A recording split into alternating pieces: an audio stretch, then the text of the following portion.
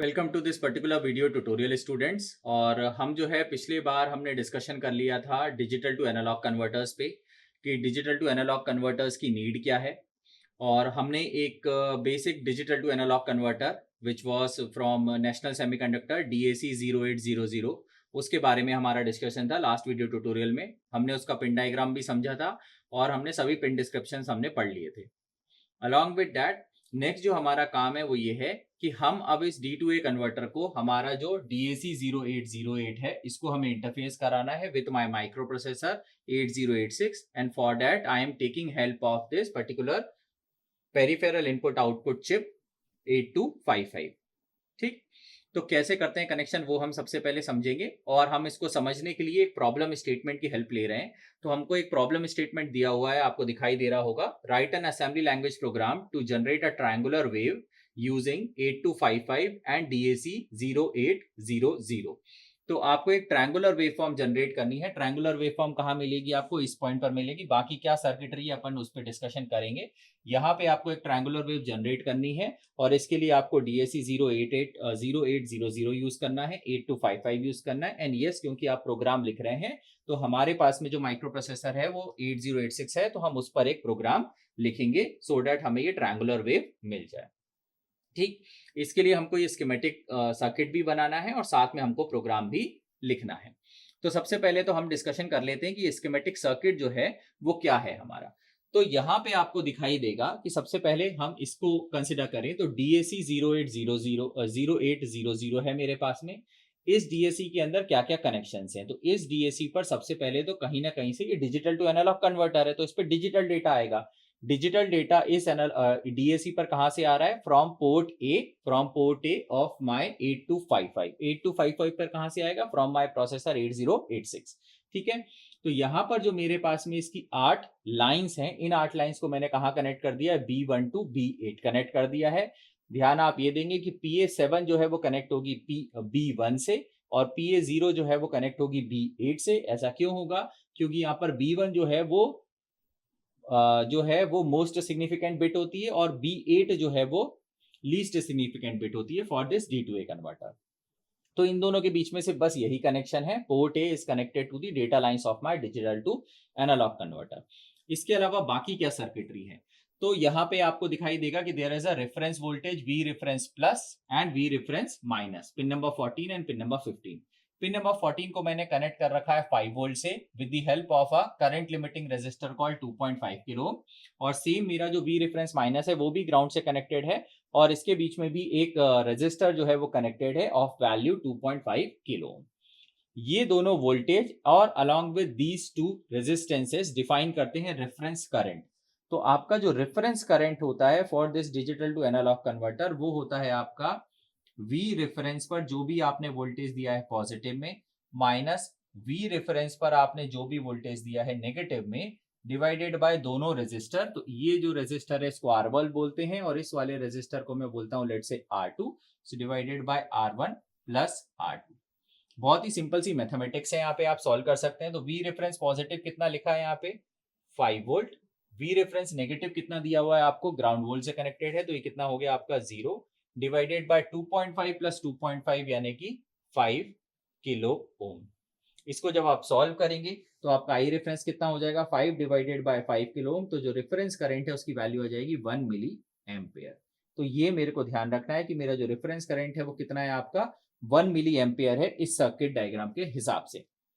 अब इसके अलावा आपको यहाँ पे ध्यान दीजिए, तो ये जो आपका D2A कन्वर्टर है ये डायरेक्टली आपको वोल्टेज में आउटपुट प्रोवाइड नहीं करता है, ये करंट में आउटपुट प्रोवाइड करता है।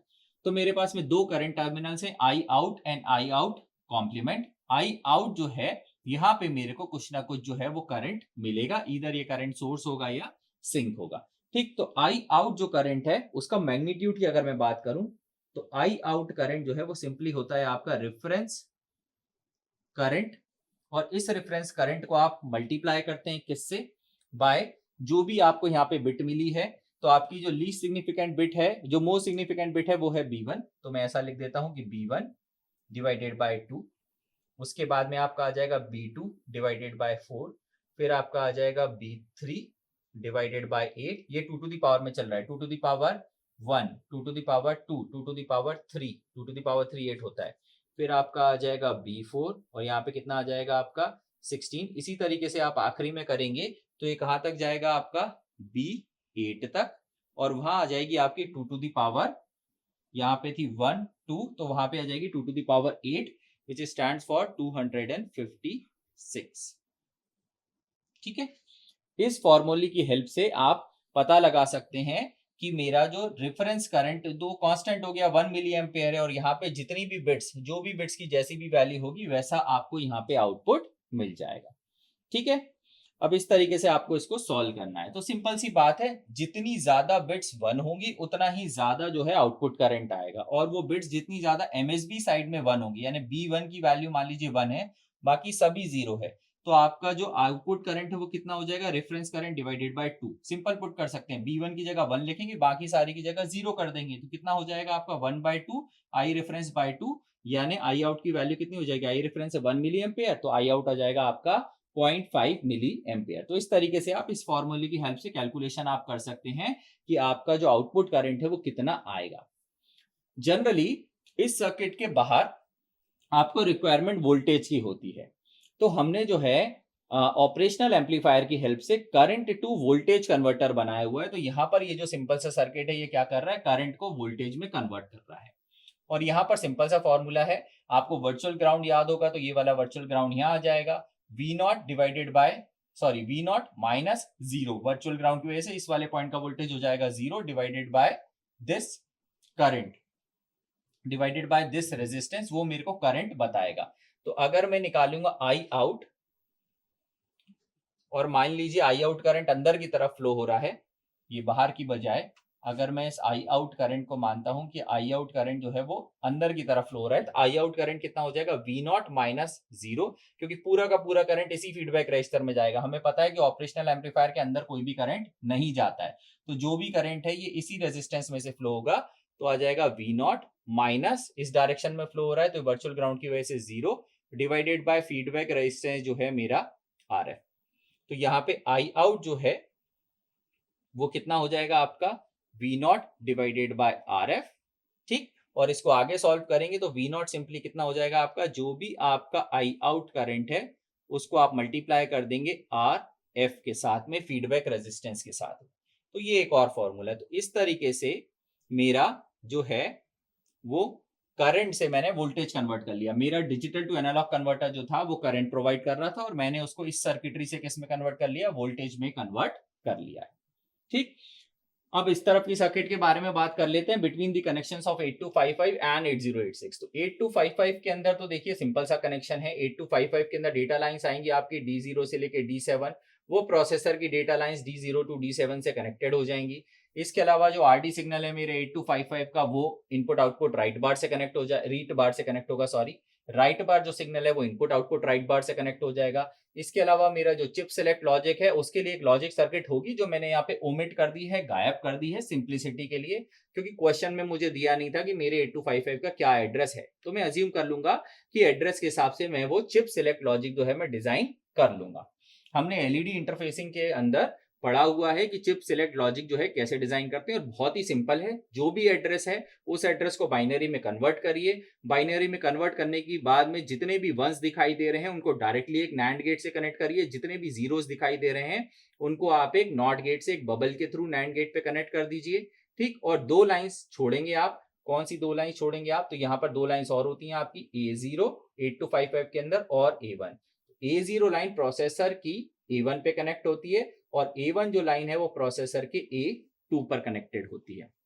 इन दो लाइंस को छोड़ के टोटल 16 एड्रेस लाइंस होती है किसी भी आईओ पोर्ट के लिए। दो लाइंस को छोड़ दीजिए, बाकी बची हुई 14 लाइंस, जो 14 लाइंस है मेरी, वो 14 लाइंस को आप क्या करेंगे, नैंड गेट वाले लॉजिक से 1 पे डायरेक्ट, और 0 अगर लिखा हुआ है तो आप बबल के थ्रू कनेक्ट करके आप चिप सिलेक्ट लॉजिक डिजाइन कर सकते हैं। हालांकि क्वेश्चन में अगर दिया नहीं है तो उसकी आवश्यकता नहीं है। ठीक, एक आखिरी चीज कि अब मेरे को सिंपली इसको क्या करना है, पोर्ट है सिंपल, इसको डेटा दे रहा है, वहां से कोई भी एक्नॉलेजमेंट नहीं आ रहा, तो यहाँ पर जो आपका पोर्ट ए है 8255 का, ये पोर्ट ए जो है ये आउटपुट में काम करेगा, और क्योंकि कोई भी एक्नॉलेजमेंट नहीं आ रहा है तो ये मोड 0 में काम करेगा, जो मेरा क्या होता है आपका बेसिक इनपुट आउटपुट मोड होता है। ठीक है, तो आपको बस एक लास्ट चीज करनी है कि आपको कंट्रोल वर्ड रजिस्टर की वैल्यू निकालनी है इसके लिए, और फिर हम प्रोग्राम करेंगे। ठीक, तो मेरा जो CWR है वो आपको पता ही है, 8 बिट का रजिस्टर होता है मेरा CWR। ठीक है, तो position number 7, 6, 5, 4, 3, 2, 1 and 0। Position number 7 पर आप लिखेंगे 1 for my input output mode. Position number 6 and 5 मिलके बताएंगे मेरे को मोड, और एक इसका मोड बताएंगे, तो ये दोनों मिलके मेरे को बताएंगे mode of port A. Port A का मोड क्या है, बेसिक आईओ मोड। मोड 0 तो यहां लिख देंगे 0 0। पोजीशन नंबर 4 मुझे बताएगी डायरेक्शन, किसका डायरेक्शन, पोर्ट ए का डायरेक्शन। पोर्ट ए का डायरेक्शन क्या है, आपका आउटपुट है, यहां से बाहर की तरफ जा रहा है, तो क्या लिख देंगे आप, 0।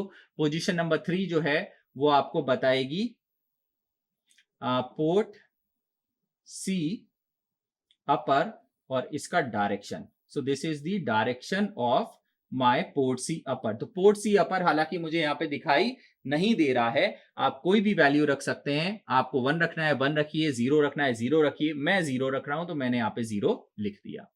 इसके अलावा फिर ये वाली जो बिट है ये मुझे बताती है मोड, और एक इसका मोड बताती है, पोर्ट बी का मोड बताती है, वो भी मुझे नहीं डिफाइंड है, तो मैं कुछ भी लिख सकता हूं, मैं 0 लिख रहा हूं। ये वाली बिट जो है मुझे डायरेक्शन बताती है पोर्ट बी का। अगेन पोर्ट बी यहाँ पे पिक्चर में नहीं दिखाई दे रहा है, तो it can be 1, it can be 0, कुछ भी रख सकते हैं। तो आपको जो भी रखना है वैसा रख दीजिए, मैं यहाँ पे 0 रख रहा हूं। लास्ट जो पोजीशन है वो मुझे बताती है डायरेक्शन, और किसका डायरेक्शन बताती है, पोर्ट सी अपर यहाँ पे हो गया, तो पोर्ट सी लोअर का डायरेक्शन वो भी मुझे नहीं पता है, तो आप कुछ भी रख सकते हैं, मैं 0 अज्यूम कर रहा हूं। अब इसका कर लीजिए आप हेक्साडेसिमल, तो 1 0 0 0, ये आपका कितना आ जाएगा 8, 1 0 0 कितना आ जाएगा आपका 8 आ जाएगा। एंड लास्ट में मैंने सारे ये जो x थे उसको मैंने 0 से रिप्लेस कर दिया है, तो ये 0 0 0 0 बिकम्स 8। ठीक है, तो जो कंट्रोल वर्ड रजिस्टर है उसमें कितनी वैल्यू चाहिए मेरे को, उसमें वैल्यू चाहिए मुझे 80 इन हेक्साडेसिमल। तो उसको यहां कहीं लिख लेते हैं। So the control word register कहां चाहिए, इधर चाहिए। सो CWR value is 80 in hexadecimal. ठीक है, इस पर्टिकुलर वीडियो ट्यूटोरियल को तो हम यहीं पे खत्म करेंगे, और अगले वाले वीडियो ट्यूटोरियल में हम लिखेंगे प्रोग्राम, और एक ऐसा प्रोग्राम जिससे यहां पर मेरे को एक ट्रायंगुलर वेव मिल जाए, यानी एक राइजिंग रैम्प, फिर फॉलिंग रैम्प, फिर राइजिंग रैम्प, फिर falling ramp and so on. ये आगे जो है वो चलता जाएगा। उसके लिए मेरे को एक प्रोग्राम लिखना है, तो वहां मिलेंगे। इस पर्टिकुलर वीडियो को करते हैं यहीं पे close. Thank you so much, have a great day ahead.